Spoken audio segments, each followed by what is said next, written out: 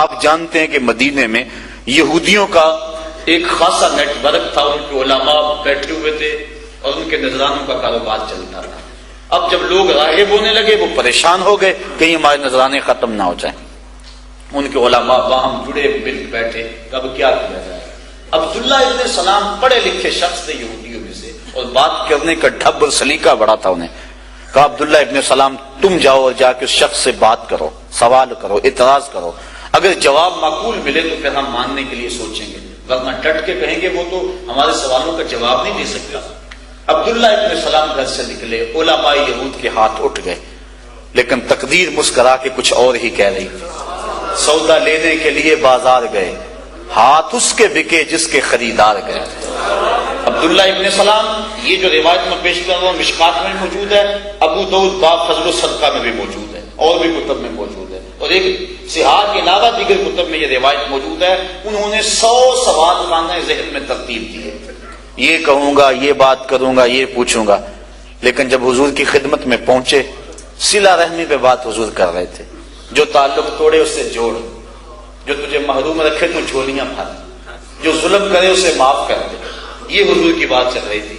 اب یہ جا کے کونے میں بیٹھ گئے، تھوڑی دیر کے بعد آگے ہوئے، آقا پوچھا کدھر آئے ہو؟ کہا حضور غلام بننے آیا۔ سارے سوال تتلیوں کی طرح اڑ گئے دماغ سے۔ ملا رومی مرشد اقبال بولتے ہیں، اے لقائے تو جواب ہر سوال، حال شود ہر مشکلت بے کیل و کال، تیری تو ملاقات ہی سارے سوالوں کا جواب۔ اور مرید رومی بولا، قلندر لاہوری بولا، شہر اقبال کے واسطے تمہیں فخر ہے، اقبال بولا۔ اقبال کہنے لگا، یک نظر کر دی و آداب فنا آموختی، وہاں خنک روزے کے خاشا کے مرا وا سوختی۔ کیا بات ہے، تم نے کہ نظر کی سارے مسئلے حل کر دیے؟ نظر کی جولانیاں نہ پوچھو، نظر حقیقت میں وہ نظر ہے، اٹھے تو بجلی پناہ مانگے، گرے تو خانہ خراب کر دے۔ سارے مسئلے حل ہو گئے، کلمہ پڑھ کے غلام ہو گیا۔ جو کان یہ سننے کے لیے بےتاب تھے کہ ابھی خبر آئے گی کہ مسلمانوں کے نبی کو کوئی جواب نہیں آیا، ان کے کانوں میں یہ خبر پڑی، تیری تک کے ادامہ میں مرید ہو گئی۔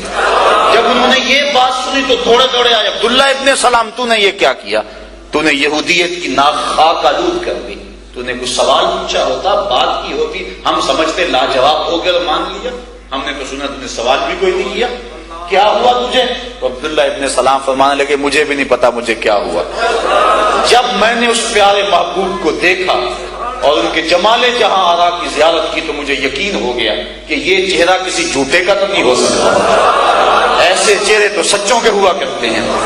اب عبداللہ ابن سلام اسلام لے آئے، وہ اسلام لائے تو ابن یامین بھی ایمان لے آئے، وہ ایمان لائے تو ان کے ساتھ اور بھی اسد، اسیر اور شعبہ کتنے لوگ تھے جو ایمان کی دولت سے مالا مال ہو گئے۔ اب کافی یہودی ایک ٹولی بن گئی جو ایمان والوں کی یہودیت سے ادھر آئی تھی۔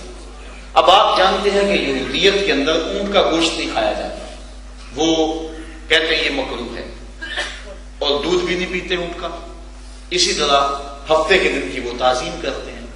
اب اسلام نے اونٹ کے گوشت کو واجب قرار نہیں دیا، طبیعت مانتی ہے، مزاج میں آتا ہے تو کھا لو، جو اباحت جن چیزوں میں ہوتی ہے وہاں پابندی نہیں ہوتی۔ سبزیاں ہیں، پھل ہیں، کتنے ہیں جو ہم نہیں کھاتے۔